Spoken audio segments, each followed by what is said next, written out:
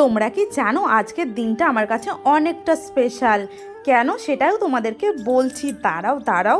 আজকের দিনে আমার সোনা মায়ের মুখে প্রসাদ দেওয়া হবে, তার জন্যই তাকে সিম্পলভাবে রেডি করে তার বড় মার কোলে বসিয়ে দিয়েছি প্রসাদ খাওয়ার জন্য। আর এটা হলো আমাদের বাড়ির পুজো মণ্ডপ। আমার শ্বশুর বাড়ির সমস্ত শুভ কাজ এই পুজো মণ্ডপেই করা হয়, সেহেতু আমার সোনা মায়ের মুখে প্রসাদটাও এই পুজো মণ্ডপেই দেওয়া হচ্ছে। তার ঠাম্মি তাকে প্রসাদ মুখে দিয়ে দিচ্ছে আর তাকে বরণও করে নিচ্ছে প্রদীপের সাহায্যে।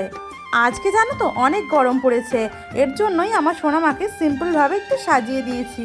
আর এদিকে তার ঠাকুরদাদা তার মুখে প্রসাদ দিয়ে দিচ্ছে। এই সুন্দর দিনে আমার সোনা মায়ের বাবা এখানে উপস্থিত হতে পারেনি, আর এটা হলো তার জ্যাঠামশাই।